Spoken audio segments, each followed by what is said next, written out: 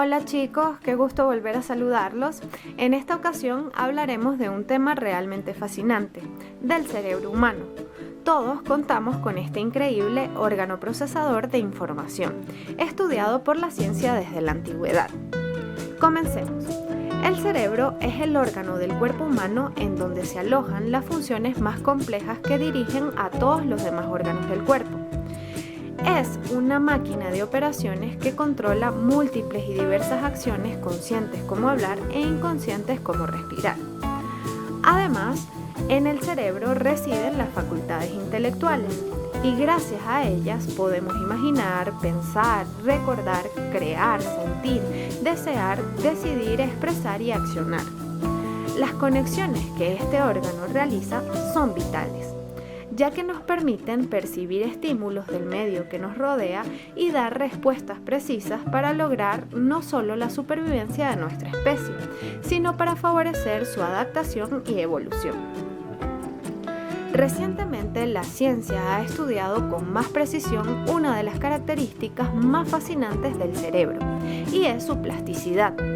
Y es que, tal como la palabra nos lo indica, este es un órgano moldeable, flexible y siempre activo, capaz de adaptarse rápidamente al medio ambiente a lo largo de la vida. Esto realmente es impresionante. Gracias al cerebro, no solo percibimos y codificamos información, sino que también podemos modificarla y crear nuevos conocimientos a partir de ella. Veamos la estructura del cerebro. El cerebro pesa en las personas adultas alrededor de 1.4 kilogramos y su tamaño es de 1.380 centímetros cúbicos. Está compuesto por 100.000 millones de neuronas aproximadamente y cada neurona recibe cerca de unas 10.000 conexiones. Recordemos, chicos, que las neuronas son las células que forman el sistema nervioso y están especializadas en la recepción de estímulos y conducción del impulso nervioso. Es decir, ellas pueden recibir, procesar y transmitir información mediante la emisión de impulsos bioeléctricos a cientos de otras neuronas. Estas células neuronales tienen la capacidad de comunicarse con precisión, rapidez y a larga distancia con otras células, ya sean nerviosas, musculares o glandulares. La conexión entre una neurona y otra se denomina sinapsis.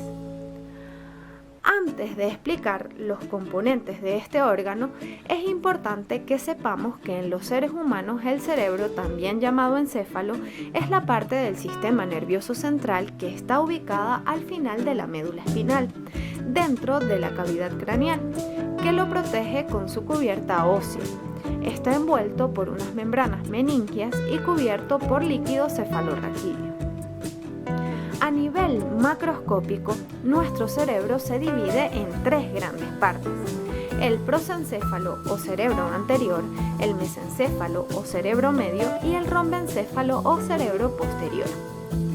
Comenzaremos nuestro recorrido hablando del prosencéfalo. En él se encuentran el telencéfalo y el diencéfalo. En primer lugar, detallaremos el telencéfalo, que también se conoce como corteza cerebral.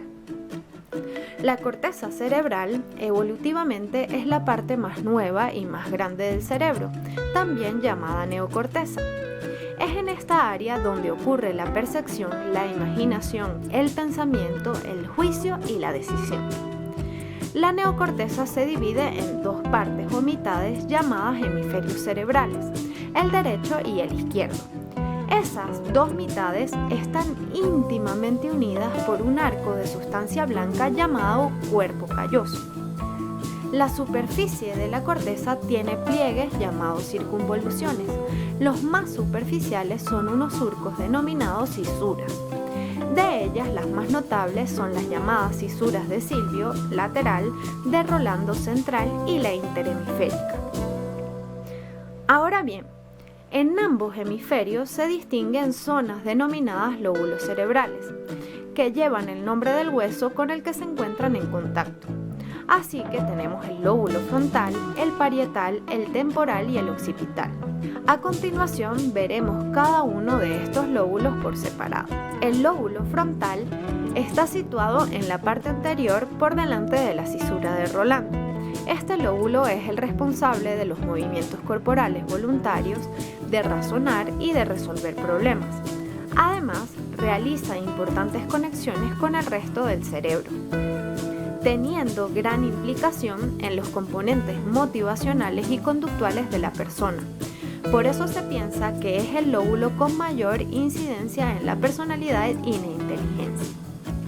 La corteza prefrontal es la sustancia anatómica para las funciones ejecutivas, es decir, aquellas que nos permiten dirigir nuestra conducta hacia un fin y comprenden la atención, planificación, secuenciación, la regulación de los sentimientos y la reorientación sobre nuestros actos.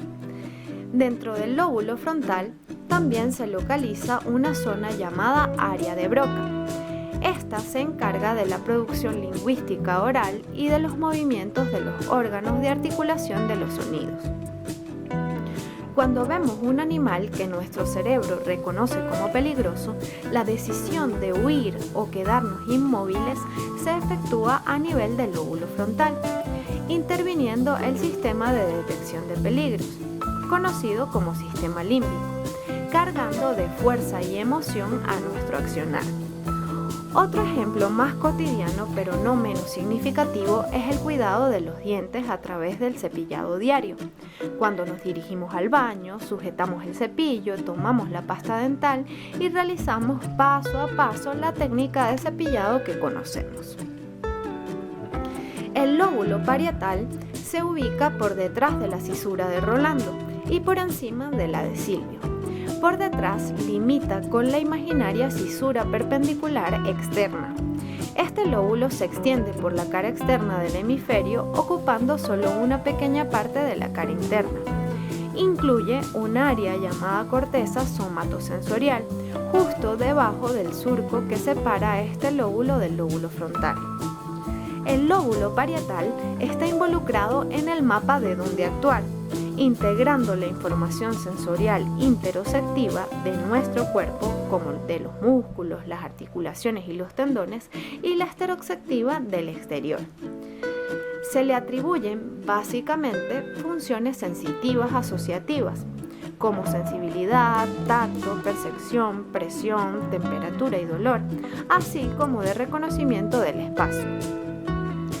Además, las redes neuronales del lóbulo parietal se encargan del procesamiento de la información simbólica, en la que se incluyen los procesos relacionados con el lenguaje y su utilización, y el procesamiento de la información numérica, algo básico para poder contar y realizar operaciones matemáticas. Ahora bien, el lóbulo occipital es el lóbulo más pequeño y ocupa una posición trasera. Es decir, es la región cerebral más cercana a la nuca, limita por la parte inferior con el cerebelo, por la superior con el parietal y por la medial con el temporal. En la parte trasera del lóbulo occipital está la corteza visual, la cual recibe la información desde los ojos y se especializa, por supuesto, en la visión. El lóbulo occipital comprende la corteza visual, que es la zona de la corteza cerebral a la que llega primero la información proveniente de las retinas. A su vez, la corteza visual está dividida en varias regiones clasificadas según el nivel de procesamiento del que se encarga. Finalmente, el lóbulo temporal es una parte del cerebro localizado frente al lóbulo occipital, situado por debajo y detrás de la cisura de Silvio, aproximadamente detrás de cada sien.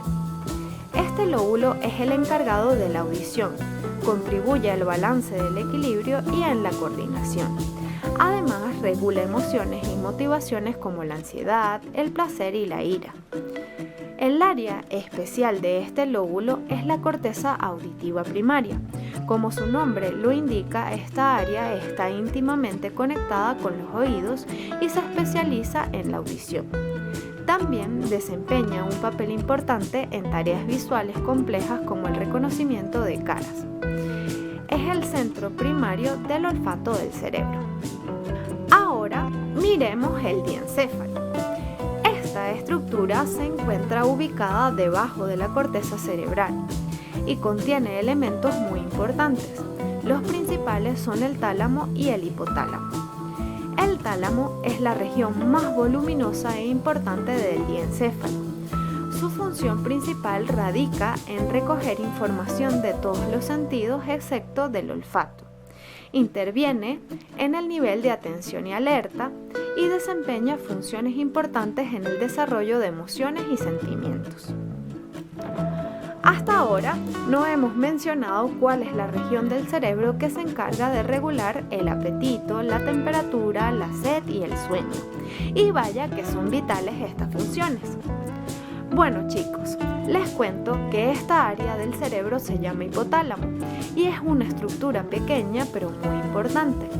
Allí se controlan las funciones viscerales autónomas, tales como la frecuencia cardíaca, los movimientos del tubo digestivo, la contracción de la vejiga urinaria y los impulsos sexuales. Ahora bien, el cerebro medio o mesencéfalo funciona como un puente y su función primordial es conducir los impulsos motores desde la corteza cerebral hasta el rombencéfalo. O lo que es lo mismo, transmite principalmente impulsos sensitivos y reflejos desde las regiones superiores del cerebro hasta las regiones inferiores para que estos lleguen a los músculos. Por último, distinguiremos al rombencéfalo o cerebro posterior. En él se encuentran dos regiones muy importantes, el cerebelo y el bulbo raquídeo. El cerebelo, que es la segunda estructura en tamaño del encéfalo y que permite establecer conexión entre la médula espinal y con las partes superiores del encéfalo, interviene en la coordinación de los músculos esqueléticos y en el aprendizaje motor. El bulbo raquídeo es una estructura que contiene muchos de los centros de control de las funciones viscerales involuntarias, como el ritmo respiratorio, el ritmo cardíaco, el reflejo de la deglución, el vómito, etc. Este es el asiento de importantes funciones vegetativas que mediante automatismos nos permiten seguir respirando mientras dormimos o despertarnos preparándonos para la acción, cuando un ruido intenso o inoportuno rompe el descanso nocturno. Bueno chicos, hemos llegado al final de este video. Si les ha gustado, no duden en darle like y suscríbanse a nuestro canal para que sigan disfrutando de nuestra excelente programación.